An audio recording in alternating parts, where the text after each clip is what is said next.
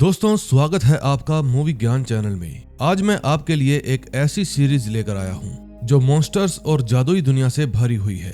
इस सीरीज की कहानी जैक मार्टन नाम के एक लड़के की है जो एक जादुई सीक्रेट सोसाइटी द ऑर्डर का सदस्य बन जाता है। लेकिन फिर एक दिन उसकी तकदीर उसे कुछ ऐसे वोल्व्स के पास लेकर जाती है जो कहने को तो जीते जाते मॉन्स्टर्स हैं, लेकिन उनका काम है बुरे जादू को खत्म करना। अब जैक के सामने एक चुनौती आकर खड़ी हो जाती है, क्योंकि ना तो वो ऑर्डर का पूरी तरह साथ दे सकता है और ना ही वोल्व्स का। कहानी बहुत ही दिलचस्प होने वाली है, इसलिए वीडियो को अंत तक देखना। तो चलिए बिना समय गवाए कहानी शुरू करते हैं।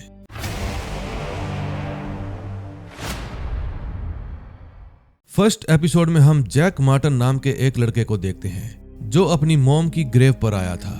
जैक का आज यहाँ आने का एक खास मकसद है और वो मकसद है बालग्रेव यूनिवर्सिटी की तरफ से आया हुआ लेटर पढ़ना। दरअसल उसकी माँ का हमेशा से ही सपना था कि जैक का एडमिशन बालग्रेव यूनिवर्सिटी में हो जाए, और इसीलिए जैक को जैसे ही यूनिवर्सिटी की तरफ से लेटर मिला वो सीधा उसे लेकर अपनी माँ के पास आ गया। अगले सीन में हम बालग्रेव यूनिवर्सिटी की चांसलर वेरा स्टोन और वहाँ की एक और लेडी मार्गरेट क्रेन को देखते हैं। वेरा और मार्गरेट में जैक के एडमिशन को लेकर बहस चल रही थी। फिर वेरा मार्गरेट को कहती है कि जैक में कई खूबियां हैं, वो स्पोर्ट्स में भी अच्छा है, उसके अंदर हर काम करने के स्किल हैं और इसी के साथ वो बहुत समझदार भी है। लेकिन मार्गरेट वेरा की बात को काटते हुए जैक की बुराइयां गिनाने लगती है।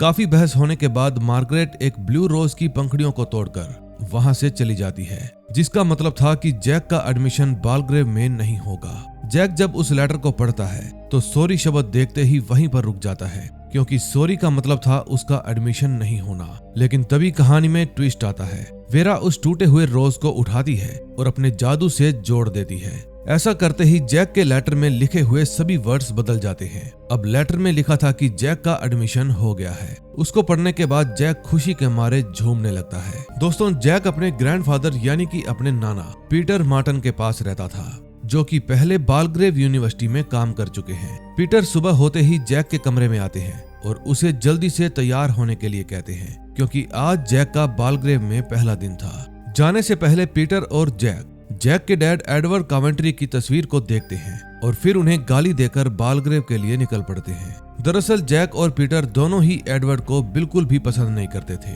और ऐसा क्यों है ये आपको आगे पता चलेगा। बालग्रेव पहुंचने के बाद रैंडल नाम का एक स्टूडेंट जैक को उसके कमरे तक छोड़ देता है। जैक को अपने रूममेट क्लेटन को देखकर बिल्कुल भी खुशी नहीं होती, क्योंकि क्लेटन का स्वभाव थोड़ा सा अजीब था। तभी कुछ देर बाद जैक को अपने सामने वाले रूम में वेस्टर्न नाम का एक स्टूडेंट दिखता है, जो अपने हाथ में बिल्कुल वैसा ही ब्लू रोज लेकर खड़ा था जैसा हमने पहले सीन में मार्गरेट और वेरा के पास देखा था। फिर वो वेस्टर्न से ब्लू रोज के बारे में पूछने के लिए आगे बढ़ता है, लेकिन वेस्टर्न तुरंत ही अपने कमरे का दरवाजा बंद कर लेता है। फिर जैक उस पर ध्यान ना देते हुए अपना कॉलेज देखने के लिए निकल पड़ता है। कॉलेज देखते समय उसकी मुलाकात फिर से एक बार वेस्टर्न और उसके दोस्त ग्रेगरी से होती है। जैक वेस्टर्न से कहता है मुबारक हो, सीक्रेट सोसाइटी ने ब्लू रोज देकर तुम्हें सिलेक्ट कर लिया है। फिर वेस्टर्न सब जानते हुए भी अनजान बनने लगता है और जैक को कहता है कि तुम क्या बकवास कर रहे हो। फिर वेस्टर्न जैक को मारने लगता है, लेकिन जैक उसका हाथ ब्लॉक करके उसको जमीन पर गिरा देता है। तभी एलिसा नाम की एक सीनियर स्टूडेंट जैक और वेस्टर्न की हरकतें देखकर हंसने लगती है। फिर वेस्टर्न ग्रेगरी के साथ वहां से चला जाता है। दरअसल एलिसा नए स्टूडेंट्स को कॉलेज दिखाने जा रही थी, लेकिन जब वो कॉलेज के बारे में बताना शुरू करती है तो जैक भी कॉलेज का इतिहास सभी को बताने लगता है। जैक को बालग्रेव के बारे में सब कुछ पता था। फिर एलिसा ये देखकर हैरान रह जाती है कि जितना कुछ जैक को बालग्रेव के बारे में पता है उतना तो शायद उसे भी नहीं पता था। अब जैक खुद नए स्टूडेंट्स को पूरा कॉलेज दिखाता है। फिर चलते चलते वे लोग एक बिल्डिंग के पास पहुंच जाते हैं, जिसको कॉलेज की सबसे हंटेड बिल्डिंग कहा जाता था। जैक स्टूडेंट्स को बताता है कि इस बिल्डिंग में 8 अलग अलग भूत रहते हैं, लेकिन उनमें से सबसे खतरनाक है चीखती हुई औरत। फिर एलिसा जैक की बातें सुनकर हंसने लगती है, क्योंकि शायद ये उसे सिर्फ एक अफवाह लगती थी। काफी घूमने के बाद जैक और एलिसा दोनों का ही ये टूर खत्म हो जाता है। फिर एलिसा वहां से चली जाती है। अब रैंडल जैक को एक बार फिर से मिलता है और फिर वहां बैठकर वे लोग ऑर्डर के बारे में बात करने लगते हैं। ऑर्डर लाइब्रेरी के बेसमेंट में एक सीक्रेट सोसाइटी है, जिसके मेंबर्स कॉलेज के कुछ ही लोग हैं और उन मेंबर्स को कहा जाता है नियोफाइट्स। जैक ने जब उस लाइब्रेरी के बारे में एलिसा से बात की लेकिन एलिसा उसे कहती है कि वहां पर कोई लाइब्रेरी नहीं है क्योंकि उसे ऑर्डर का मेंबर बनना है। लेकिन वो मेंबर क्यों बनना चाहता है ये आपको आगे पता चलेगा। जैक के वहां से चले जाने के बाद रैंडल थोड़ा सा परेशान हो जाता है, जैसे वो जैक से कुछ छुपा रहा हो। अगले सीन में हम वेस्टर्न को देखते हैं। वो सुबह सुबह जॉगिंग करते हुए जंगल साइड टहल रहा था, लेकिन तभी कोई उस पर हमला करके उसको मार डालता है। फिर जब उसकी मौत की खबर कॉलेज में फैलती है तो सबका शक जाता है जैक पर, क्योंकि लास्ट टाइम वेस्टर्न और जैक की लड़ाई हुई थी। फिर चांसलर वेरा और डिटेक्टिव हयाशी जैक से पूछताछ करते हैं, लेकिन जैक उनको कहता है कि शुरुआत वेस्टर्न ने ही की थी और आप इस बारे में एलिसा से भी पूछ सकते हैं। फिर हयाशी जैक को छोड़ देते हैं और वहां से चले जाते हैं, लेकिन वेरा जैक को वार्न करती है कि आगे से ऐसा कुछ भी नहीं होना चाहिए, वरना तुमको कॉलेज से निकाल दिया जाएगा। वेरा के जाते ही जैक को अपने बेड पर ब्लू रोज और छोटा सा एक कार्ड मिलता है, जो नए स्टूडेंट्स को नियोफाइट के लिए चुने जाने का एक टेस्ट था। फिर जैक जंगल की तरफ चला जाता है, जहां पर पहले से ही कई स्टूडेंट मौजूद थे। फिर जैक आमिर नाम के एक स्टूडेंट से पूछता है कि मैंने कुछ मिस तो नहीं कर दिया, लेकिन आमिर उसे कोई भी जवाब नहीं देता। तभी वहां पर व्हाइट मास्क पहने कुछ रहस्यमयी लोग आ जाते हैं। फिर वो लोग सभी स्टूडेंट्स को एक कॉइन दिखाते हैं और कहते हैं कि तुम्हें पूरे कॉलेज में इस कॉइन को ढूंढना है। कोई भी स्टूडेंट ना ही कॉइन के बारे में बात करेगा और ना ही एक दूसरे की हेल्प करेगा। जैक को उनमें से एक शख्स की आवाज बिल्कुल एलिसा की तरह लगती है, लेकिन सभी के चेहरे पर मास्क होने के कारण जैक ये कंफर्म नहीं कर पाता कि वो एलिसा है या कोई और। फिर जब जैक प्रोफेसर एरिक की क्लास अटेंड करता है तो बैठा बैठा जैक क्लू के बारे में सोचता है। तभी एरिक जैक से पूछते हैं कि वेस्टर्न की मौत पर तुम्हें कितना दुख है। जवाब में जैक कहता है कि मुझे तो उसकी मौत से फायदा हुआ है, क्योंकि वेस्टर्न के जाने से कम एक कंपटीटर कम हो गया। अब एरिक को जैक का जवाब बहुत ही पसंद आता है, क्योंकि उसने वेस्टर्न की मौत का झूठा दुख न जताते हुए ठीक वही कहा जो उसके मन में चल रहा था। क्लास खत्म होने के बाद जैक एक बड़े से चेस बोर्ड के पास उस कॉइन को ढूंढने लगता है। तभी कुछ देर बाद एलिसा वहां पर आती है और उस बड़े से चेस बोर्ड पर जैक के साथ चेस खेलने लगती है। एलिसा में कुछ तो अजीब था, जो कि जैक एक ही नजर में भांप लेता है, लेकिन अभी वो इस बारे में एलिसा से कोई भी बात नहीं करता। फिर एलिसा के फ्रेंड काइल के वहां पर आते ही एलिसा उसके साथ चली जाती है, लेकिन जाते जाते वो जैक को कहती है कि अगर तुम्हें इंग्लिश डिपार्टमेंट जाना है तो तुम मैप में देख सकते हो। जैक को ये बात थोड़ी अजीब लगती है, क्योंकि उसने तो इंग्लिश डिपार्टमेंट के बारे में पूछा ही नहीं था, लेकिन फिर भी एलिसा के सजेशन पर वो मैप देखता है और पहुंच जाता है उसी रेस्ट्रिक्टेड एरिया में। वहां पर जैक को टॉड नाम का एक स्टूडेंट दिखता है, जो कॉइन ढूंढने के चक्कर में काफी जख्मी हो गया था। दरअसल कॉइन रिस्ट्रिक्टेड एरिया में मौजूद एक घर में है, लेकिन परेशानी की बात यह है कि अब कॉइन जिस पिंजरे में रखा हुआ है उसके अंदर एक बहुत ही खतरनाक जानवर है और उसी जानवर ने टॉड को जख्मी किया था। फिर ये सब जानने के बाद जैक उस कॉइन को लेने के लिए पहुंच जाता है। फिर काफी मुश्किलों और खतरनाक जानवर से बचने के बाद जैक उस कॉइन को हासिल कर लेता है और फिर वो दोनों पहुंच जाते हैं रहस्यमयी मास्क पहने हुए लोगों के पास। टॉड उनको कहता है कि कॉइन को पहले मैंने देखा था, लेकिन वो लोग टॉड के मुंह पर एक पाउडर छिड़ककर उसे बेहोश कर देते हैं, क्योंकि टॉड कॉइन तक सबसे पहले पहुंचने के बाद भी उसे हासिल नहीं कर पाया था। जैक जब टॉड की तरफ देखता है तो अचानक टॉड गायब हो जाता है और फिर वे सभी नकाबपोश भी गायब हो जाते हैं। जैक को समझ में नहीं आ रहा था कि ये सब हो क्या रहा है, लेकिन ये जो कुछ भी हो रहा है ये कहीं ना कहीं जैक से ही कनेक्टेड था। फिर कॉलेज जाने के बाद जैक आमिर के साथ हॉस्टल में जाता है, लेकिन तभी जैक और आमिर को ड्रिया नाम की एक स्टूडेंट के चिल्लाने की आवाज आती है। जब वे लोग ड्रिया के पास पहुंचते हैं तो देखते हैं कि वो काफी ज्यादा जख्मी हालत में थी। फिर जैक आमिर से कहता है कि तुरंत 911 पर कॉल करो, लेकिन कुछ ही देर में ड्रिया की मौत हो जाती है। फिर डिटेक्टिव हयाशी एक बार फिर से जैक से पूछताछ करते हैं ताकि उनको पता चल सके कि एग्जैक्टली वहां पर हुआ क्या था। सारी पूछताछ खत्म होने के बाद जैक एलिसा के पास जाता है, लेकिन तभी कुछ देर में वहां पर टॉड भी आ जाता है, जो अपनी पिछली सभी यादें भूल चुका था। यानी कि जो पाउडर उस पर डाला गया था वो कोई साधारण पाउडर नहीं बल्कि मेमोरी इरेजर पाउडर था। टॉड के वहां से जाते ही जैक एलिसा से पूछता है कि तुमने उस पर कौन सा पाउडर डाला था, लेकिन एलिसा हिचकिचाते हुए कहती है मुझे इस बारे में कुछ नहीं पता, और अगर किसी ने उस पर कोई भी पाउडर डाला भी था तो तुम्हें इस बारे में बात नहीं करनी चाहिए। फिर इतना कहते ही एलिसा भी वहां से चली जाती है। और जैक निकल पड़ता है अपना दूसरा टास्क पूरा करने के लिए। जैक जब बार में आमिर के साथ बैठा बियर पी रहा था तो उसे काइल में कुछ अजीब लगता है। फिर वो चुपचाप काइल का पीछा करना शुरू कर देता है ताकि उसे एलिसा और काइल की असलियत का पता चल सके। तभी जैक देखता है कि काइल बालग्रेव हॉल के अंदर जा रहा है, जिसको उस कॉलेज की सबसे डरावनी बिल्डिंग कहते हैं। जैक जब उस बिल्डिंग के अंदर जाता है तो वहां पर एलिसा, काइल, वेरा और कई और लोग मौजूद थे जो जादुई तरीके से बीते हुए समय को देख रहे थे। जैक ये सब देखकर हैरान रह जाता है क्योंकि उसने पहले कभी भी इसके बारे में नहीं सुना था। फिर वो घर जाकर अपने नाना पीट को बताता है कि हंटेड बिल्डिंग में वे सब लोग बीते हुए समय को देख रहे थे, लेकिन पीट उसकी बात सुनकर बिल्कुल भी परेशान नहीं होते। पीट को बालग्रेव यूनिवर्सिटी के बारे में सब कुछ पता था और इसीलिए उन्होंने जैक को वहां पर भेजा ताकि जैक ऑर्डर का मेंबर बनकर एक जरूरी मकसद को पूरा कर सके। फिर बातें करते वक्त जैक को अचानक महसूस होता है कि उसकी पॉकेट में कुछ है और जैसे ही वो पॉकेट में हाथ डालता है तो उसे लास्ट टेस्ट देने का एक नोटिस मिलता है। फिर जैक इस बारे में एलिसा से पूछता है, लेकिन एलिसा उसको सिर्फ इतना ही कहती है कि लास्ट टेस्ट बहुत ही खतरनाक होगा। अगले सीन में हम देखते हैं जैक रात के समय अपनी मॉम की कब्र खोद रहा था। शायद यही उसका लास्ट टेस्ट था, लेकिन तभी जैक की नजर काइल पर पड़ती है जो काफी देर से उसकी रिकॉर्डिंग और फुटेज ले रहा था। काइल जैक को कहता है कि अगर ये फुटेज सोशल मीडिया पर अपलोड हो जाए या फिर कॉलेज में दिखा दी जाए तो तुम तो गए। अब जैक समझ जाता है कि ये सब काइल की चाल थी। उसने जानबूझकर जैक को यहाँ बुलाया ताकि कॉलेज से उसका पत्ता साफ हो जाए। जैक को काइल पर बहुत गुस्सा आता है, लेकिन तभी काइल अपने हाथ पर एक कट लगाकर जैक की तरफ जोरदार हमला करता है और ये सब देखकर जैक के होश उड़ जाते हैं। जैक को कोई अंदाजा भी नहीं था कि बालग्रेव के कुछ स्टूडेंट्स इस तरह की पावर्स भी इस्तेमाल कर सकते हैं। तभी जैक और काइल बात कर ही रहे थे कि तभी वहां पर एक बड़ा सा वोल्फ आ जाता है और जैक पर हमला कर देता है। काइल तो वोल्फ को देखते ही भाग जाता है, लेकिन हैरानी की बात यह थी वो वुल्फ जैक पर हमला नहीं करता। वो उसके पास आता जरूर है, लेकिन फिर वहां से भाग जाता है। अब वुल्फ ने जैक को क्यों नहीं मारा, ये हम नेक्स्ट एपिसोड में देखेंगे।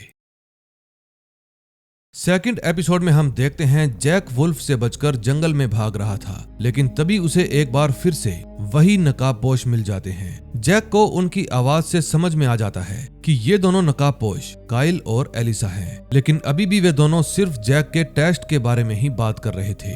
एक नकाबपोश जैक को बताता है कि तुम टेस्ट में फेल हो गए, और इतना कहने के बाद दूसरे वाला जैक के मुंह पर वही मेमोरी इरेजिंग पाउडर डाल देता है और उसको बेहोश कर देता है। जैक के बेहोश होते ही एलिसा अपना मास्क हटा देती है और इसी के साथ ये बात भी कंफर्म हो जाती है कि जैक सही था, वो नकाबपोश कोई और नहीं बल्कि एलिसा और काइल ही है। फिर अगली सुबह जैक की नींद सीधा कॉलेज में ही खुलती है। जैक देखता है कि उसके सामने एक टूटा हुआ ब्लू रोज पड़ा है, जिसका मतलब ऑर्डर ने उसे सिलेक्ट नहीं किया। अब हैरानी की बात यह थी कि जैक को पिछली रात हुई सभी बातें याद हैं, और ऐसा इसलिए हुआ था क्योंकि एलिसा ने पाउडर बदल दिया था। अब जैक सीधा जाता है एलिसा के पास और उसको कहता है कि काइल ने मुझे फंसाया है। वो एलिसा को ये भी बताता है कि कल रात वहां पर वोल्फ भी आया था, जो हो ना हो सभी नियोफाइट्स को मार रहा है। फिर एलिसा जैक को बताती है कि वोल्फ हमारे टेस्ट का हिस्सा नहीं था। अब वो कहां से आया था और उसने नियोफाइट्स को क्यों मारा, ये किसी को भी नहीं पता है। जैक कहता है कि उसे अपनी काबिलियत साबित करने का एक और मौका चाहिए, लेकिन एलिसा उसे समझाती है कि दूसरा मौका नहीं मिल सकता। ये ऑर्डर का नियम है कि एक बार जो टेस्ट में फेल हो गया उसे कभी भी दूसरा मौका नहीं दिया जाता। फिर जैक अपने घर जाकर अपने नाना को पिछली रात हुई सारी बात बताता है। जैक की बातें सुनकर पीट उस वोल्फ के बारे में इंटरनेट पर सर्च करने लगते हैं और काफी ज्यादा छानबीन करने के बाद उन्हें पता चलता है कि ये वुल्फ कोई आम वुल्फ नहीं है, बल्कि एक वेयरवुल्फ है जो 19वीं सदी से लोगों को मार रहा है। अब वेयरवुल्फ के बारे में पता चलते ही जैक अपना माइंडसेट थोड़ा बदल लेता है। अब उसका मकसद ऑर्डर में जाने की बजाय उस वेयरवुल्फ को खत्म करना था, क्योंकि जब तक वेयरवुल्फ नहीं मरेगा तब तक नियोफाइट्स पर खतरा मंडराता रहेगा। अगले सीन में हम देखते हैं एलिसा वेरा स्टोन से मिलने के लिए जाती है। फिर वो वेरा को बताती है कि कोई वुल्फ नियोफाइट्स को मार रहा है और जैक ने पिछली रात खुद उसे देखा था। वुल्फ का नाम सुनते ही वेरा समझ जाती है कि ये वही प्राचीन कहानियों वाला वेयरवुल्फ है। फिर वो एलिसा को कहती है कि इस वुल्फ को रोकने के लिए हमारे पास माहिर जादूगर मौजूद हैं। इसलिए तुम्हें या किसी और को परेशान होने की जरूरत नहीं। फिर इतना कहकर वो एलिसा को वहां से जाने के लिए कहती है। दूसरी तरफ जैक वुल्फ से बचने के लिए एक हथियार लेता है और फिर वो कब्रिस्तान की तरफ चल देता है। कॉलेज में आने के बाद जैक की मुलाकात होती है आमिर से, जिसने नियोफाइट्स का टेस्ट पास कर लिया था। फिर जैक आमिर को कहता है कि तुम कुछ समय के लिए बाहर मत आना, क्योंकि वोल्फ ने वेस्टर्न और ड्रिया को मारा है और वो अभी भी आजाद घूम रहा है। अब जैक और आमिर के बीच में काफी अच्छी दोस्ती हो गई थी, इसलिए जैक नहीं चाहता था कि वो वुल्फ आमिर को भी मार दे। फिर अगली सुबह जैक का शक यकीन में बदल जाता है, क्योंकि उस वुल्फ ने आमिर को भी मार डाला था। जैक और बाकी स्टूडेंट्स को आमिर की लाश पेड़ पर लटकी हुई मिलती है। उस वुल्फ ने आमिर को इतनी बुरी तरह से मारा था कि उसको देखकर आम इंसान की रूह कांप जाए। तभी एरिक का लेक्चर खत्म होने के बाद जैक रैंडल से इस बारे में बात करता है और उसे वो सब कुछ बताता है जो पिछले 2 दिनों में हुआ था। जैक को शक था कि उस वुल्फ का अगला शिकार कॉलेज की ही एक और स्टूडेंट ग्रेबियल है, इसलिए जैक रैंडल को दूसरे स्टूडेंट्स के पीछे भेज देता है और खुद ग्रेबियल का पीछा करता है। कुछ दूरी पर पहुंचकर जैक को एलिसा मिलती है, जो खुद भी इन्वेस्टिगेशन के चलते ग्रेबियल का पीछा कर रही थी। एलिसा जैक से पूछती है कि तुमने उसके बारे में किसी को बताया तो नहीं, लेकिन जैक जवाब देता है हाँ, एक शख्स है जिसे मुझ पर पूरा भरोसा है। फिर वो दोनों साथ मिलकर ग्रेबियल का पीछा करते हैं, लेकिन शाम होने तक ग्रेबियल को कुछ भी नहीं होता। फिर जैसे ही रात होती है तो एक इंसानों जैसा दिखने वाला मॉन्स्टर ग्रेबियल पर हमला कर देता है, लेकिन जैक और एलिसा ग्रेबियल को उस मॉन्स्टर से बचा लेते हैं। फिर ग्रेबियल के वहां से जाते ही वो मॉन्स्टर उन दोनों का गला पकड़ लेता है। तभी अचानक से उस मॉन्स्टर के कानों में एक लेडी की आवाज आती है, जो कि बोल रही थी वापिस आ जाओ, और इतना सुनते ही वो वहां से भाग जाता है। जैक और एलिसा समझ नहीं पा रहे थे कि वो मॉन्स्टर वहां से भाग क्यों गया। फिर जैक एलिसा को कहता है कि वो मॉन्स्टर पूरा का पूरा मिट्टी से बना था, इसलिए उससे जीत पाना नामुमकिन है। हॉस्टल पहुंचने के बाद जैक ये सारी बात रैंडल को बताता है। फिर कुछ देर बाद ग्रेगरी और काइल वो दोनों भी वहां पर आ जाते हैं, लेकिन उनको देखते ही जैक को ग्रेगरी पर कुछ शक होने लगता है। दरअसल ग्रेगरी मार्गरेट का बेटा है और 3 प्रतियोगियों के मर जाने की वजह से ऑर्डर में ग्रेगरी का सिलेक्ट होना पूरी तरह से तय हो गया था। इसलिए जैक को शक था कि हो ना हो उस मिट्टी के मॉन्स्टर को ग्रेगरी ने ही भेजा था। फिर नेक्स्ट डे जैक एलिसा से इस बारे में बात करता है। एलिसा जैक को बताती है कि उस मिट्टी के पुतले को गोलेम कहा जाता है, जो सदियों पुराने जादू से बना एक क्रिएचर है। गोलेम को जिंदा करने के लिए उसके माथे पर एक जादुई शब्द लिखना पड़ता है, और अगर कोई उस शब्द को मिटा दे तो गोलेम भी खत्म हो जाता है। एलिसा की बातें सुनने के बाद जैक अब उसको ग्रेगरी के बारे में बताता है, लेकिन एलिसा जैक को समझाती है कि ऐसा कुछ भी नहीं है। अगर वेस्टर्न आमिर और ड्रिया जिंदा भी होते तो भी ग्रेगरी ऑर्डर में सिलेक्ट हो जाता, क्योंकि वो मार्गरेट क्रेन का बेटा है। अब गोलेम का डिस्कशन खत्म होने के बाद जैक अपने कमरे में आ जाता है। तभी उसको अचानक से अपने रूममेट क्लेटन का ख्याल आता है, जिसकी बातें बाकी स्टूडेंट से थोड़ी अलग थी। फिर जब वो क्लेटन की टेबल के पास जाता है तो वहाँ उसे मिट्टी मिलती है, जिसको देखकर वो समझ जाता है कि वो मॉन्स्टर क्लेटन ने ही बनाया था। तभी कुछ देर बाद क्लेटन भी वहाँ पर आ जाता है, लेकिन जैक को इस बात का कोई भी अंदाजा नहीं था कि वो मिट्टी का मॉन्स्टर क्लेटन ने नहीं बनाया, बल्कि वो खुद ही वो मॉन्स्टर है। फिर क्लेटन जैक का मुंह दबाकर उसे मारने की कोशिश करता है, लेकिन तभी जैक उसके माथे पर लिखा हुआ जादुई वर्ड मिटा देता है और उसे वापस मिट्टी का पुतला बना देता है।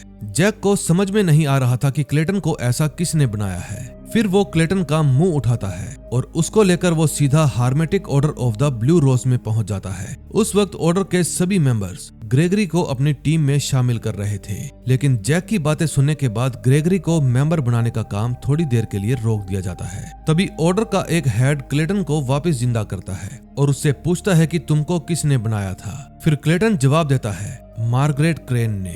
क्लेटन के इतना कहने पर मार्गरेट क्रेन फंस जाती है और अब उसे और उसके बेटे दोनों को बंदी बना लिया जाता है। फिर ऑर्डर का हेड जैक से पूछता है कि क्या तुम ऑर्डर में शामिल होना चाहोगे। जवाब में जैक कहता है, हाँ मैं तैयार हूँ। फिर जैक के इतना कहते ही सभी नकाबपोश अपना मास्क उतार देते हैं, लेकिन तभी जैक को पता चलता है कि ऑर्डर का हेड और कोई नहीं बल्कि उनके पिता एडवर्ड है। एडवर्ड को ये बात नहीं पता थी कि जैक उसी का बेटा है, इसलिए वो जैक को नॉर्मल मेंबर की तरह ही ट्रीट करता है। फिर जैक तुरंत अपने घर जाकर ये सारी बात अपने नाना को बताता है। फिर उसके नाना कहते हैं, हमेशा से मेरा यही मकसद था और मैंने तुम्हें वहाँ पर इसीलिए भेजा था ताकि तुम एडवर्ड से मिलो, ताकि हम उससे तुम्हारी माँ का बदला ले सके। फिर वो जैक को बताते हैं कि तुम्हारी माँ ने एडवर्ड की वजह से ही सुसाइड कर ली थी और इसीलिए मैं अपनी पूरी जिंदगी एडवर्ड से नफरत करता रहा हूँ। पीट को सबसे ज्यादा खुशी इस बात की थी कि जैक अब ऑर्डर में शामिल होकर जादू सीखेगा, क्योंकि बिना जादू के वो लोग एडवर्ड से नहीं लड़ सकते थे। फिर पीट से मिलने के बाद जैक वापस उस वेयरवुल्फ को पकड़ने के लिए निकल पड़ता है। अगले सीन में हम एडवर्ड को देखते हैं जो मार्गरेट को मौत की सजा देने वाला था। फिर एडवर्ड उसको 3 अलग अलग नाम बताता है और कहता है कि इनमें से एक नाम चुनो, जिस नाम को तुम चुनोगी तुम्हें उसी तरह की सजा मिलेगी। फिर मार्गरेट लेमेंट नाम चुनती है। फिर एडवर्ड क्लेटन को ऑर्डर देता है कि उसे लेमेंट की तरह मार दो और फिर वो मार्गरेट को एक दर्दनाक मौत देता है। दूसरी तरफ जैक वेयरवुल्फ का पता लगाते हुए एक रहस्यमयी घर में पहुंच जाता है। फिर वो जैसे ही उस घर के अंदर घुसता है वो वेयरवुल्फ वहां पर आ जाता है। फिर जैक अपनी जान बचाता हुआ पहुंच जाता है घर की बेसमेंट में, जहां उसे एक चलता हुआ बॉक्स मिलता है। फिर जब वो उस बॉक्स के नजदीक जाता है तो उसके अंदर मौजूद वेयरवुल्फ की स्किन जैक के शरीर पर आकर चिपक जाती है और इसी के साथ सेकंड एपिसोड का एंड हो जाता है। अब नेक्स्ट एपिसोड में देखेंगे क्या होता है। थर्ड एपिसोड में हम देखते हैं अगले दिन जब जैक की नींद खुलती है तो वो अपने सामने रैंडल और उसके 2 दोस्त हैमिश और लिलिथ को खड़ा देखता है। रैंडल जैक को बताता है कि तुम अब हमारी ही तरह वेयरवुल्फ बन गए हो, जिन्हें नाइट्स ऑफ सेंट क्रिस्टोफर भी कहा जाता है। जैक समझ नहीं पा रहा था कि ये सब क्या चल रहा है, लेकिन रैंडल उसे समझाता है कि तुम्हें धीरे धीरे आदत पड़ जाएगी। दरअसल पिछली रात जैक के शरीर पर जो वुल्फ की स्किन चिप गई थी उसी के कारण जैक वेयरवुल्फ बन गया और फिर उसने वेयरवुल्फ बनते ही अपना पहला शिकार किया एक हिरन का और उसको मारकर खा गया। अब नाइट्स और द ऑर्डर्स के मेंबर बहुत ही पुराने दुश्मन हैं। नाइट्स का काम है द ऑर्डर के अंदर चल रहे जादू को रोकना, जिसके लिए उन्हें सभी को वेयरवुल्फ की ताकत मिली है। पिछली रात जैक के शरीर से जो वेयरवुल्फ की स्किन चिप गई थी उसे कहते हैं सिल्वरबैक। अब जब जब द ऑर्डर में किए गए जादू की धुन जैक के कानों में पड़ेगी तब तब उसके अंदर का वेयरवुल्फ बाहर आ जाएगा। रैंडल जैक से कहता है कि तुम्हें एक कसम खानी होगी कि जीऊंगा तो सिर्फ इसी मकसद के लिए। जैक जानता था कि अगर उसने ये कसम खा ली तो वो आम इंसान की बजाय हमेशा के लिए वेयरवुल्फ बन जाएगा, इसलिए बिना कसम खाए वो वहाँ से चला जाता है। अगले सीन में हम एडवर्ड और वेरा को देखते हैं जो जैक के बारे में ही बात कर रहे थे। एडवर्ड वेरा से कहता है कि जैक तो सिलेक्शन में फेल हो गया था ना, फिर उसे मेमोरी इरेजिंग पाउडर डालने के बाद भी वो सारी बातें कैसे याद रह गई। फिर वेरा कहती है कि शायद एलिसा से पाउडर बनाने में कोई गलती हो गई होगी। एडवर्ड को इस बात पर कुछ शक सा हो जाता है। फिर वो वेरा को कहता है कि एक छोटी सी पार्टी का इंतजाम करो और उसमें नए मेंबर्स के साथ एलिसा को भी जरूर बुलाना। दूसरी तरफ एलिसा जैक को द ऑर्डर के टेंपल में मिलने के लिए बुलाती है और बताती है कि जब तुम ऑर्डर में पूरी तरह से शामिल हो जाओगे तभी मैं तुम्हें मैजिक सिखाऊंगी। ऑर्डर के लिए चुने गए हर एक मेंबर को एक ट्यूशन दिया जाता था और इत्तेफाक से जैक की ट्यूशन एलिसा के पास ही है। तभी हम देखते हैं कि एडवर्ड की पार्टी में सभी नए मेंबर्स जैसे जैक, ग्रेबियल और बेनिटो सभी को वेटर का काम दिया जाता है। ये शायद उनके सब्र का टेस्ट था ताकि एडवर्ड देख सके कि जादू के अलावा भी इधर उधर के काम करवाने में नए मेंबर्स को गुस्सा आता है या नहीं। कुछ देर बाद एडवर्ड सभी को अपने जादू का एक छोटा सा नमूना दिखाता है, लेकिन जादू होते ही जैक के अंदर का वेयरवुल्फ अचानक से बाहर आने लगता है। लेकिन फिर वो एक कमरे में चला जाता है ताकि किसी को उसके बारे में पता ना चल सके। कमरे में रैंडल पहले से ही जैक का इंतजार कर रहा था। फिर वो जैक को कहता है कि परेशान मत हो, जब तुम अपने अंदर के वेयरवुल्फ को काबू करना सीख जाओगे तब ऐसा नहीं होगा। फिर रैंडल जैक से पूछता है कि अब तुम कसम कब खाने वाले हो, क्योंकि अगर तुमने जल्दी ही कसम नहीं ली तो हैमिश और लिलिथ तुम्हें मार डालेंगे। दरअसल रैंडल ने अभी तक उन दोनों को नहीं बताया था कि जैक को ऑर्डर में शामिल कर लिया गया है, क्योंकि नाइट्स कभी भी ऑर्डर के सदस्यों को अपनी टीम में नहीं लेते। फिर जैक रैंडल से थोड़ा समय मांगता है। अगले सीन में हम देखते हैं एडवर्ड वेरा को नोस्टिक काउंसिल में क्रेन की जगह दे देता है, जो वेरा के लिए बहुत ही खुशी की बात थी। नोस्टिक काउंसिल एक ऐसी काउंसिल है जहां मेंबर्स द ऑर्डर के लीडर को सलाह देने का काम करते हैं और मैगस यानी कि लीडर गलत है तो उसे रोक भी सकते हैं। फिर एडवर्ड वेरा, काइल, जैसन जैसन और मैरी को ऑब्सिडियन ब्लॉक के बारे में बताने लगता है, जो लगभग 1500 से 2000 साल पुराना है। ऑब्सिडियन ब्लॉक के ऊपर एक जादुई प्रोटेक्शन लगी है, जिसकी वजह से कोई भी उसके अंदर के सामान को निकाल नहीं सकता। फिर एडवर्ड उन्हें बताता है कि आज तुम लोगों को अपना जादू इस्तेमाल करके इस प्रोटेक्शन को तोड़ना होगा। फिर एलिसा उसे तोड़ने के लिए एक जादुई वर्ड अपनी बुक में लिखती है, लेकिन काइल उस वर्ड को देख लेता है और खुद ही इस्तेमाल करने लगता है। फिर जादू होते ही प्रोटेक्शन काइल पर हमला कर देती है, जिसके कारण काइल का एक हाथ बुरी तरह से जख्मी हो जाता है। इस हादसे के बाद अब ये काम एलिसा, जैसन और मैरी के लिए और भी ज्यादा खतरनाक हो गया था, क्योंकि अगर जादू गलत हुआ तो उनके साथ भी कुछ ऐसा ही हो सकता है। फिर एडवर्ड उन सभी को थोड़ा समय देता है और फिर वो एलिसा को टेंपल साफ करने के लिए कहकर वहां से चला जाता है। दूसरी तरफ जैक के नाना पीट बेलग्रेव में उससे मिलने के लिए आते हैं। फिर पीट जैक को कहते हैं कि अब तुम ऑर्डर में शामिल हो गए हो, इसलिए एडवर्ड का राज खोलने के लिए तुम्हें कुछ फुटेज की जरूरत होगी। जब हमारे पास उसके खिलाफ कुछ सबूत इकट्ठा हो जाएंगे, तब हम उसको उसके कर्मों की सजा देंगे। फिर जैक पीट को समझाता है कि ये सब इतना आसान नहीं है। ऑर्डर के लिए मैं बस एक नौसिखिया हूँ, जिसके लिए अभी बहुत सारे राज जानने बाकी हैं। जब वे दोनों बात कर ही रहे थे, तभी जैक को एलिसा का एक मैसेज मिलता है, जिसके बाद जैक वहां से चला जाता है। टेंपल में एलिसा जैक को बताती है कि आज मैं तुम्हें जादू सिखाऊंगी और एक बात हमेशा याद रखना, हर जादू की एक कीमत होती है। जैक जानता था कि अगर एलिसा ने जादू किया तो वो वेयरवुल्फ में बदल जाएगा, इसलिए वो जैसे तैसे एलिसा को रोकता है और फिर उसको अपने दिल की बात कह देता है। दरअसल जैक शुरुआत से ही एलिसा को पसंद करता था, लेकिन वो घबराहट की वजह से कभी उससे ये बात कह नहीं पाया। लेकिन फिर जैक एलिसा को अपने दिल की बात कहकर वहां से चला जाता है। अब रात हो जाती है, तभी हम देखते हैं ग्रेबियल, जैक और बेनिटो एक बार में एक साथ बैठकर पार्टी कर रहे थे। लेकिन तभी वहां पर ग्रेबियल एक ऐसा जादू करती है जिससे जैक और बेनिटो पूरी तरह से हैरान रह जाते हैं। ग्रेबियल वेट्रेस को बिल के पैसे देने की बजाय एक खाली पेपर देती है, जिस पर कोई जादुई लोगो बना हुआ था। उस पेपर को देखकर वेट्रेस को लगता है जैसे ये असली के रुपए हैं, इसलिए वो खाली पेपर लेकर वहां से चली जाती है। अब एलिसा ने जैक को कहा था कि हर जादू की एक कीमत होती है, इसलिए कुछ देर बाद उस वेट्रेस के हाथ से गिलास नीचे गिर जाते हैं और उसे चोट लग जाती है। जादू का ये नियम है कि अगर जादू करने वाले ने उसकी कीमत नहीं चुकाई तो वो कीमत सामने वाले को चुकानी पड़ेगी। फिर ग्रेबियल जैक और बोनीटो को बताती है कि उसने ये जादू जैसन से सीखा है, क्योंकि जैसन प्यार का भूखा है। फिर ग्रेबियल ने अपना दिमाग लगाकर जैसन पर उसी का जादू कर दिया, जिसके कारण उसे लगने लगा कि वो ग्रेबियल के साथ रोमांस कर रहा है और इससे ग्रेबियल का भी काम आसान हो गया। फिर बार से घर लौटने के बाद जैक ग्रेबियल के बताए हुए जादू को ट्राई करता है। जादू करते वक्त उसके अंदर का वेयरवुल्फ बहुत कोशिश करता है कि वो बाहर आ जाए, लेकिन जैसे तैसे जैक उसको काबू करके वो जादू सीख लेता है। फिर नेक्स्ट डे जैक उस जादू को अपने प्रोफेसर एरिक के ऊपर ट्राई करता है, क्योंकि आज उसने अपना असाइनमेंट पूरा नहीं किया था।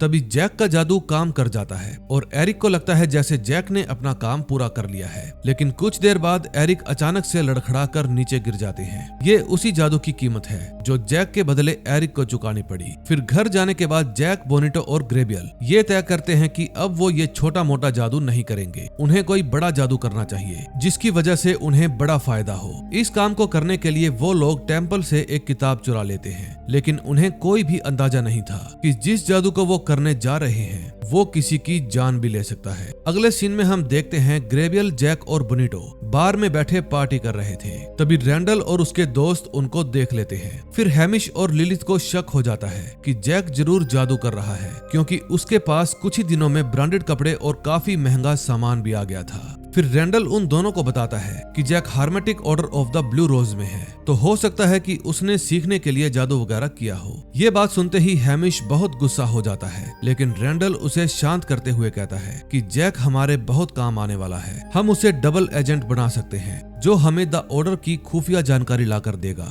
ये बात हैमिश और लिलिथ को थोड़ी सही लगती है, लेकिन फिर भी वो ये जानना चाहते थे कि जैक जादू कर रहा है या नहीं। अगले सीन में हम एलिसा को देखते हैं जो वेरा से रेलिक्री का एक्सेस मांग रही थी। एडवर्ड का दिया हुआ असाइनमेंट पूरा करने के लिए वेरा एलिसा को एक्सेस दे देती है, लेकिन जाते जाते वो एलिसा से कहती है कि कितना भी आगे बढ़ जाओ मगर अपने पैर हमेशा जमीन पर ही रखना। अब वेरा इनडायरेक्टली एलिसा को सावधान कर रही थी कि जादुई दुनिया बहुत खतरनाक है तुम अगर ओवर कॉन्फिडेंस में आ गए हो तो हमेशा के लिए इस दुनिया में खो जाओगे। दूसरी तरफ रैंडल और उसके दोस्तों को जैक के रूम में से वो जादुई पेपर्स मिलते हैं जिन पर जैक ने ग्रेबियल का बताया हुआ जादू सीखा था। ये सब देखने के बाद हैमिश और लिलिथ तय करते हैं कि वो जैक को मार देंगे, क्योंकि भले ही वो उनके काम आ सकता है लेकिन है तो वो उनका दुश्मन ही। अगले सीन में हम देखते हैं जैक एक बार फिर से अपने नाना पीट से मिलने के लिए जाता है। पीट जैक से फुटेज और वीडियोस के बारे में सवाल करते हैं, लेकिन जैक कहता है कि ये काम बहुत ही मुश्किल है। अब पीट को लग रहा था कि शायद जैक अपने मकसद से भटक गया है, क्योंकि उसको ऑर्डर में शामिल हुए काफी दिन हो गए हैं, लेकिन फिर भी वो अभी तक फोटोज नहीं ला पाया। लेकिन पीट को दुख ना हो इसलिए जैक उन पर ग्रेबियल वाला जादू कर देता है। लेकिन जादू पूरा होने के बाद पीट अचानक से खांसने लगते हैं, जैसे उनके गले में कुछ फंस गया हो। फिर जैक समझ जाता है कि उसके जादू की कीमत पीट को चुकानी पड़ी, इसलिए वो तय करता है कि अब से वो ये जादू नहीं करेगा। फिर जैक अपने रूम में वापस जाकर ग्रेबियल और बेनिटो को पूरे हादसे के बारे में बताता है। फिर ग्रेबियल जैक से रिक्वेस्ट करती है कि हम आखिरी बार ये जादू प्रोफेसर बेंसन के ऊपर करेंगे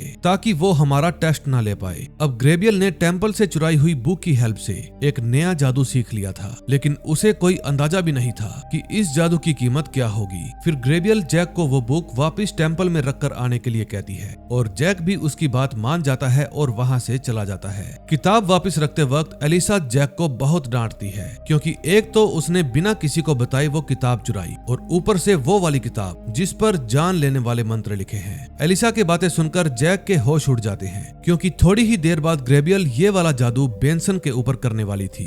फिर जैक के वहाँ से जाने के बाद एडवर्ड एलिसा के पास आता है और फिर उसको जादू करके प्रोटेक्शन तोड़ने के लिए कहता है। एलिसा ने अब तक जो कुछ भी सीखा था उसको इस्तेमाल करके वो एक ही बार में प्रोटेक्शन तोड़ देती है और फिर उसके अंदर से एक किताब निकालती है जो एडवर्ड के काफी काम आने वाली थी। दूसरी तरफ जैक बेंसन के घर पर पहुंच जाता है और उनको आगाह करता है कि आपकी जान को खतरा है, लेकिन जैक ने वहां पहुंचने में थोड़ी देर कर दी थी। जैक उनसे बात कर ही रहा था कि तभी जादुई आवाज काफी तेजी से उसके कानों में गूंजती है, जिसका मतलब ये है कि ग्रेबियल ने जादू करना शुरू कर दिया था। फिर जैक बेंसन से दूर हट जाता है, क्योंकि ये आवाज उसे वेयरवुल्फ में बदलने पर मजबूर कर रही थी। फिर थोड़ी देर बाद हम जैक को जंगल में पड़ा हुआ देखते हैं। जैक की जब नींद खुलती है तो उसके बगल में प्रोफेसर एरिक मरे पड़े थे, जिन्हें वेयरवुल्फ बनकर जैक ने ही मारा था। फिर जैक बहुत ही घबरा जाता है, जिसके बाद वो एरिक की बॉडी को जमीन में दफनाने लगता है। अब नेक्स्ट एपिसोड में देखेंगे क्या होता है।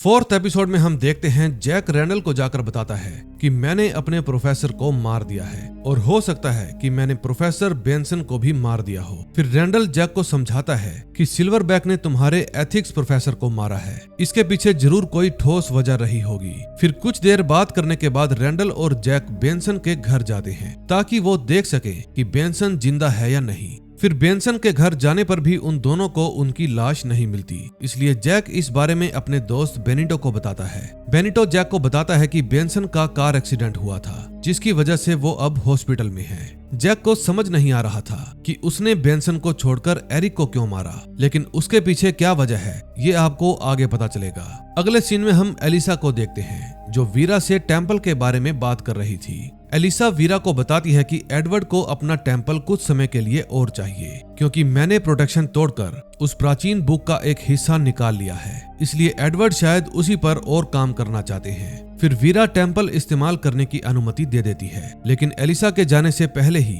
वो एक बार उसे आगाह करते हुए कहती है कि अक्सर एडवर्ड लोगों को ऐसा यकीन दिलाते हैं कि वो उस इंसान के लिए बहुत खास हैं, लेकिन असल में ऐसा नहीं होता। एलिसा वीरा की बातों पर ज्यादा ध्यान नहीं देती, क्योंकि उसे तो बस इस बात की खुशी थी कि वो एडवर्ड के ग्रैंड मैक्स के काम पर लगी हुई है। दूसरी तरफ रैंडल जैक को हैमिश और लिलिथ के पास लेकर जाता है और उन्हें प्रोफेसर एरिक की मौत की कहानी सुनाने लगता है। दरअसल एरिक और लिलिथ ने जैक को मारने का मन बना लिया था, लेकिन जब वो लोग ये बात सुनते हैं कि सिल्वरबैक ने प्रोफेसर एरिक को मार दिया है तो वो दोनों कुछ समय के लिए रुक जाते हैं। जैक को बेसमेंट में बंद करने के बाद रैंडल, हैमिश और लिलिथ ये तय करने लगते हैं कि जैक को जिंदा रखना है या नहीं।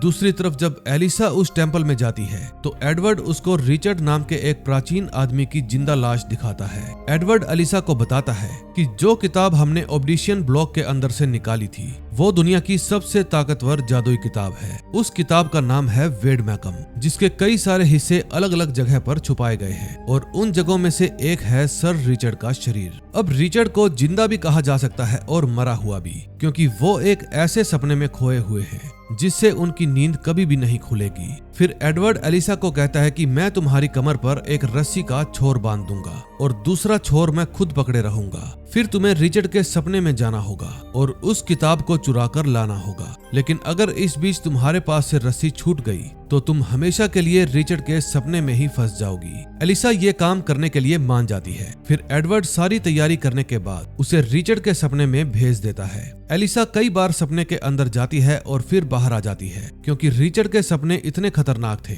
कि घबराहट के कारण एलिसा की नींद अपने आप टूट जाती थी। फिर काफी कोशिशों के बाद एलिसा उस किताब के करीब पहुंच जाती है, लेकिन जब उसकी नींद एक बार फिर से खुलती है तो एडवर्ड आगे का काम अगले दिन करने का फैसला करता है। एडवर्ड जानता था कि इतनी बार उठने और सोने के कारण एलिसा मानसिक रूप से थक गई होगी, इसलिए वो उसे अभी के लिए घर भेज देता है। अगले सीन में हम जैक को देखते हैं, जो बेसमेंट में बैठकर कुछ किताबें पढ़ रहा था। हैमिश, रैंडल और लिलिथ जब वहां पर आते हैं तो जैक उन्हें कई सारी ऐसी चीजें बताता है जिनसे वे लोग पूरी तरह अनजान थे।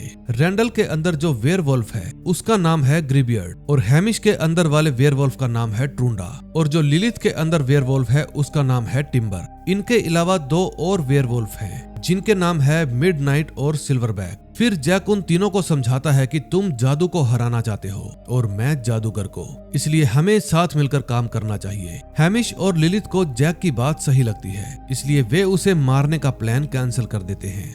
फिर वो तीनों मिलकर जैक को सिखाते हैं कि अपने अंदर के वेयरवुल्फ को कंट्रोल कैसे किया जाता है। काफी कोशिशों के बाद भी जैक नाकामयाब रहता है। फिर रैंडल उसे समझाता है कि तुम उस पल को याद करो जब तुम बेंसन के सामने वेयरवुल्फ में बदल रहे थे। फिर जैक उस पल को याद करने लगता है और कहानी फ्लैशबैक में चली जाती है। जैक बेंसन के सामने वेयरवुल्फ इसलिए बन रहा था क्योंकि ग्रेबियल और बोनिटो ने जादू करके बेंसन की जान लेने की कोशिश की थी। उस वक्त ग्रेबियल के जादू का असर प्रोफेसर एरिक पर पड़ा, जिसके बाद वे सीधे बेंसन की जान लेने पहुंच गए। लेकिन जैक ने वेयरवुल्फ बनकर बेंसन को बचा लिया, लेकिन जादू का असर होने की वजह से बेंसन कार एक्सीडेंट में घायल हो गए। कुल मिलाकर कहानी ये है कि अगर जादू को रोकने की कोशिश की जाए तो वो अपना रास्ता बदलकर किसी न किसी इंसान को नुकसान पहुंचाता ही है, लेकिन इससे जादू की शक्ति कमजोर पड़ जाती है। जैसे ही जैक इन सभी बातों को याद करता है वो तुरंत वेयरवुल्फ में बदल जाता है, लेकिन सिर्फ 3 ही सेकंड के लिए। फिर रैंडल और लिलिथ जैक को समझाते हैं कि जब तक तुम ये सोचते रहोगे कि तुमने एरिक को मारकर गलत किया है तब तक तुम्हें कामयाबी नहीं मिलेगी। अब जैक समझ नहीं पा रहा था कि वो क्या करे। वो इस बात को कभी भी नहीं अपना सकता था कि एरिक की मौत सही थी। फिर जैक वहां से चला जाता है। तभी बाहर उसे एलिसा मिलती है, जो एडवर्ड वाला प्रोजेक्ट पूरा करके लौटी थी। फिर जैक एलिसा से पूछता है कि अगर जादू अपना रास्ता बदलकर किसी को नुकसान पहुंचाए तो क्या इससे वो कमजोर पड़ जाता है। फिर एलिसा कहती है हाँ, ठीक ऐसा ही होता है। तभी जैक को अचानक से महसूस होता है जैसे कोई फिर से जादू कर रहा हो और फिर वो भागकर सीधा रैंडल, हैमिश और लिलिथ के पास पहुंच जाता है। फिर जैक उनको बताता है कि ये जादू कोई और नहीं बल्कि ग्रेबियल और बेनिटो कर रहे हैं, लेकिन रैंडल कहता है कि हमें पहले से ही पता चल गया था। फिर रैंडल अपने दोनों दोस्तों के साथ ग्रेबियल और बेनिटो को मारने के लिए निकल पड़ता है ताकि वो लोग और जादू ना कर पाए, लेकिन जाने से पहले जैक उन्हें समझाता है कि मेरे पास एक और रास्ता है। हम ग्रेबियल से उगलवा सकते हैं कि वो अपना जादू किस पर कर रहा है और फिर हम उस इंसान को बचाकर जादू का रास्ता बदल देंगे। उन तीनों को ये आइडिया सही लगता है, इसलिए वे लोग जैक के प्लान में शामिल हो जाते हैं। दूसरी तरफ एलिसा अपना आगे का काम पूरा करने के लिए एक बार फिर से एडवर्ड के पास जाती है। इस बार वो उस किताब तक पहुंच जाती है जिसको वो पिछली बार उठाने से चूक गई थी, लेकिन तभी अचानक से असल दुनिया में सर रिचर्ड जाग जाते हैं। फिर वो एडवर्ड का गला पकड़ लेते हैं जिससे उसके हाथ से रस्सी छूट जाती है। सपने में एलिसा रस्सी के पीछे भागने लगती है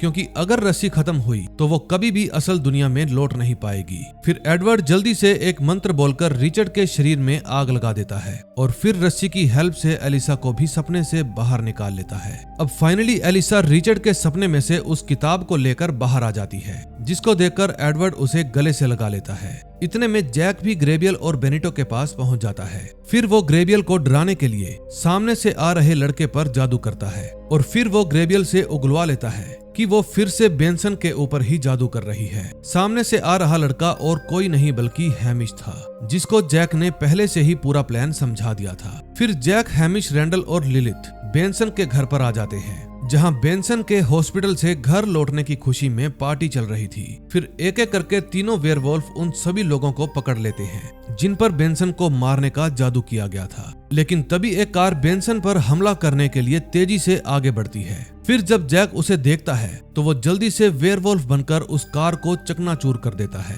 फिर सारा काम खत्म होने के बाद वो चारों वेयरवुल्फ एक साथ बैठकर पार्टी करते हैं, क्योंकि आज उन्होंने तकरीबन 10 लोगों की जान बचाई थी। फिर अगली सुबह जैक वेरा के पास जाता है और एरिक की जान लेने की सजा मांगता है, लेकिन वेरा उसे कहती है कि जादू की शुरुआत में अक्सर ऐसा होता है, इसलिए मैं तुम्हें माफ कर रही हूँ। फिर जैक एरिक की बॉडी के पास जाता है और उससे माफी मांगता है। कुछ देर बाद वहाँ पर रैंडल, हैमिश और लिलिथ भी आ जाते हैं, जो जैक के सुझाव से काफी खुश थे। फिर जैक रैंडल को कहता है कि अब मैं पूरी तरह से वेयरवुल्फ बनने के लिए तैयार हूँ और मैं कसम खाता हूँ कि जीऊंगा तो सिर्फ इसी मकसद के लिए। और इसी के साथ 4th एपिसोड का एंड हो जाता है। अब नेक्स्ट एपिसोड में देखेंगे क्या होता है।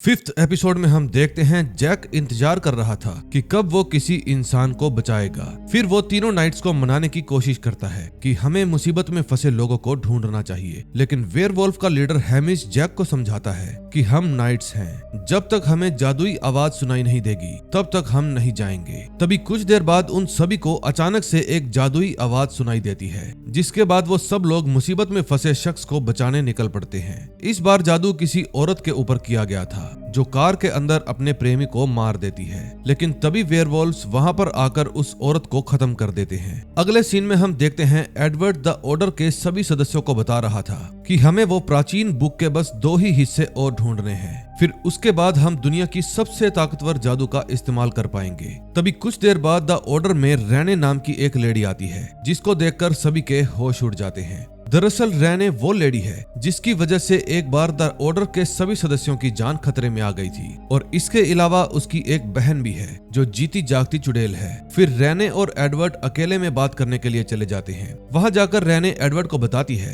कि मुझे कैंसर है और बहुत जल्द शायद मैं इस दुनिया से चली जाऊंगी। फिर एडवर्ड उससे सवाल करता है कि इसमें मैं क्या कर सकता हूँ, लेकिन एडवर्ड के इस सवाल के बाद ही रैने अपनी असली चाल चलती है। फिर वो एडवर्ड से कहती है कि तुम्हें वादे महकम नाम की जो प्राचीन बुक है उसके 2 हिस्से चाहिए ना, और उसके बारे में केवल प्राचीन लोगों को ही पता है। उन लोगों के बिना वादे महकम पूरी नहीं हो सकती, इसलिए तुम्हें कैसे भी करके उनकी आत्माओं से बात करनी पड़ेगी। एडवर्ड समझ जाता है कि रैने नेक्रोफोन की बात कर रहा है, जिसकी हेल्प लेकर मरे हुए लोगों से भी बात की जा सकती है। फिर रैने एडवर्ड को कहती है कि मैं तुम्हें नेक्रोफोन लाकर दूंगी, लेकिन बदले में तुम्हें मेरे कैंसर को ठीक करना होगा। फिर एडवर्ड इस ऑफर के लिए तुरंत ही मान जाता है, क्योंकि वादे महकम को पूरा करना उसका सपना है। रैने के चले जाने के बाद एडवर्ड ये सारी बात वेरा को बताता है, लेकिन वेरा उसे समझाती है कि रैने का कैंसर ठीक मत करो, अगर एलिमेंटल ट्रांसफरेंस में कोई गड़बड़ हुई तो रैने मारी जाएगी। फिर एडवर्ड कहता है तुम उसकी टेंशन मत लो, एक बार नेक्रोफोन मेरे हाथ लग जाए, फिर रैने मरे या फिर जिए, मुझे इससे कोई फर्क नहीं पड़ता। अगले सीन में हम जैक को देखते हैं, जो एलिसा से ग्रैंड मैगस के बारे में बात कर रहा था। एलिसा जैक को बताती है कि मैंने एडवर्ड के लिए अपनी जान तक दांव पर लगा दी, और ये सब मैंने इसीलिए किया क्योंकि एक दिन मुझे भी ग्रैंड मैगस बनना है। वो दोनों बात कर ही रहे थे कि तभी वहाँ पर काइल आ जाता है। फिर वो उन दोनों को इन्फॉर्म करता है कि इस फ्राइडे हम एलिमेंटल ट्रांसफरेंस नाम का एक बड़ा जादू करने वाले हैं, जिसकी तैयारी वेरा ने आज से ही शुरू कर दी है। अब जैक इस जादू के बारे में नाइट्स को बताता है, और साथ में ये भी बताता है कि हमें कैसे भी करके इस जादू के बारे में पता लगाना होगा। फिर सभी नाइट्स मिलकर तय करते हैं कि वो जैक के जरिए इस जादू को खराब कर देंगे, लेकिन जैक को इस बात का कोई भी अंदाजा नहीं था कि उसकी गलती की सजा बाद में एलिस को भुगतनी पड़ेगी। फिर जब जैक एलिमेंटल ट्रांसफरेंस खराब कर देता है तो वेरा एलिस को टेंपल में आने से मना कर देता है, क्योंकि इन सभी चीजों की इंचार्ज एलिस ही थी। तभी रात को एलिसा बार में बियर पीने के लिए जाती है। कुछ देर वहां पर जैक भी आ जाता है और उसे दिलासा देते हुए कहता है कि इसमें तुम्हारी कोई गलती नहीं है। फिर एलिसा दुखी होकर वहां से चली जाती है। फिर अगली सुबह जैक एडवर्ड के घर पर उनको समझाने के लिए जाता है कि एलिसा की इसमें कोई गलती नहीं थी, थी। उसे तो ये भी नहीं पता था कि जादू आखिर खराब किसने किया। फिर एडवर्ड जैक को शांत करता है और कहता है कि परेशान होने वाली बात नहीं है। वेरा ने भले ही एलिसा को थोड़ा डांट दिया हो, लेकिन जादू खराब नहीं हुआ है। वो जादू मेरे लिए बहुत जरूरी है, इसलिए इस फ्राइडे हम कैसे भी करके उसको पूरा कर ही लेंगे। जैक का बहुत मन था कि वो इसी वक्त वेयरवॉल्फ में बदलकर एडवर्ड को मार दे, लेकिन फिलहाल के लिए वो ऐसा नहीं कर पाता। दूसरी तरफ हैमिथ और लिलिथ बेसमेंट में जैक के बारे में बात कर रहे थे। लिलिथ का अभी भी ये मानना था कि जैक को उनकी टीम में नहीं होना चाहिए, लेकिन हैमिश इस बात से इनकार कर देता है क्योंकि वो जानता है कि सिल्वरबैक सभी वेयरवॉल्फ में सबसे ताकतवर स्किन है और अगर उसने जैक को चुना है तो जरूर इसके पीछे कोई वजह होगी। फिर वो दोनों किसी केसी नाम की लड़की के बारे में बात करने लगते हैं, लेकिन केसी की पूरी कहानी क्या है ये हमें आगे पता चलेगी। तभी जैक एडवर्ड के घर से निकलने के बाद काइल के पास पहुंच जाता है क्योंकि आज जैक और काइल उन 5 लोगों को लेने जा रहे थे जिनकी बलि देकर रेने को ठीक किया जाएगा। ये 5 लोग गरीबी के कारण अपनी बलि देने के लिए तैयार हो गए थे क्योंकि द ऑर्डर उनकी जान के बदले उनकी फैमिली को बहुत सारा पैसा देंगे। जैक और काइल जब उन लोगों को लेकर जाने लगते हैं तभी अचानक से एक वेयरवुल्फ आकर काइल की गाड़ी को पीछे से उड़ा देता है। ये वेयरवुल्फ कोई और नहीं बल्कि लिलिथ थी, जो काइल के बेहोश हो जाने के कारण जैक से सवाल करती है कि तुम इन 5 लोगों को क्यों मार रहे हो। फिर जैक बताता है कि ग्रैंड मैगस बहुत बड़ा प्लान कर रहे हैं और इन 5 लोगों की बलि से मुझे उस प्लान के बारे में पता चल जाएगा। फिर लिलिथ गुस्से में वहां से चली जाती है और घर जाकर हैमिश को कहती है कि अब जैक खुद लोगों को मारने जा रहा है। उस दिन तो जैक हमें समझा रहा था कि हमें लोगों को नहीं मारना और अब वो खुद 5 लोगों की बलि देने के लिए ले जा रहा है। कुछ देर बाद जैक भी वहां पर आ जाता है और हैमिश और रैंडल को समझाता है कि इसमें मैं गलत नहीं हूँ। एडवर्ड इस जादू को पूरा करने के लिए हर एक चीज दांव पर लगाने के लिए तैयार है और मुझे यही जानना है कि इस जादू के पीछे एडवर्ड का असली मकसद क्या है। अगर हमने उन 5 लोगों को बचाने की कोशिश की तो आने वाले समय में हजारों लोग अपनी जान गंवा देंगे। जैक की बातें सुनकर हैमिश उसे एक मौका और देता है, लेकिन अभी भी लिलिथ इस फैसले के खिलाफ थी। फिर जैक के जाने के बाद लिलिथ हैमिश से कहती है कि तुम शायद अब बूढ़े हो गए हो, अगर तुम में हिम्मत होती तो तुम उन 5 लोगों को मरने नहीं देते। फिर हैमिश कहता है ऐसा बिल्कुल नहीं है, जैक हमारी ही टीम में है और वो जो भी कर रहा है सबकी भलाई के लिए ही कर रहा है। अगले सीन में हम देखते हैं टेंपल में जादू शुरू कर दिया जाता है। एक्सपेरिमेंटल ट्रांसफरेंस की हेल्प से रेने के अंदर का कैंसर उन 5 लोगों के शरीर में डाल दिया जाता है जो बलि के लिए बुलाए गए थे। जादू सफल होने के कारण रेने उठ जाती है और अब उसे अपनी मौत की कोई भी फिक्र नहीं थी। फिर रेने सीधे एडवर्ड से जाकर मिलती है और उसके बाद एडवर्ड ऑफर के मुताबिक नेक्रोफोन की मांग करता है। रेने ने वो नेक्रोफोन अपने घर में रखा हुआ था, इसलिए एडवर्ड जैक और एलिसा को ऑर्डर देता है कि रेने के घर जाओ और नेक्रोफोन लेकर आओ। दूसरी तरफ हैमिश और लिलिथ इस बात पर नाराज हो रहे थे कि जैक ने उन 5 लोगों को बचाने के लिए कुछ भी नहीं किया। फिर हैमिश डिसाइड करता है कि जिन 5 लोगों में वो कैंसर डाला गया है उनको हम मार देंगे, क्योंकि बुक के मुताबिक 5 लोग अगर बीमारी की वजह किसी और चीज से मरे तो जादू नाकामयाब हो जाता है। अब हैमिश का प्लान सभी को सही लगता है, इसलिए वे लोग निकल पड़ते हैं उन 5 लोगों का खून बहाने। सबसे पहले तो टेंपल में पहुंचकर वो नाइट्स वहां के गार्ड जोनास को मार देते हैं और फिर उन 5 लोगों को भी मार देते हैं जिन पर जादू किया गया था। उन सभी के मरते ही कैंसर वापिस रेने के पास पहुंच जाता है। अब वो क्या करेगी ये हमें आगे पता चलेगा। दूसरी तरफ जैक और एलिसा बुक लेकर एक होटल में रुके हुए थे, लेकिन वहां पर अलग अलग सोने में उन दोनों को ही अच्छा नहीं लग रहा था। फिर कुछ देर बाद एलिसा और जैक एक साथ सोने के लिए तय करते हैं। अब अगली वीडियो में देखेंगे क्या होता है। दोस्तों, अगर अब तक आपने हमारा चैनल सब्सक्राइब नहीं किया तो कर लें और बेल आइकन दबाना मत भूलना, ताकि अगली वीडियो जैसे ही आए आपको पता चल जाए। तो मिलते हैं नेक्स्ट वीडियो में। Till then bye bye.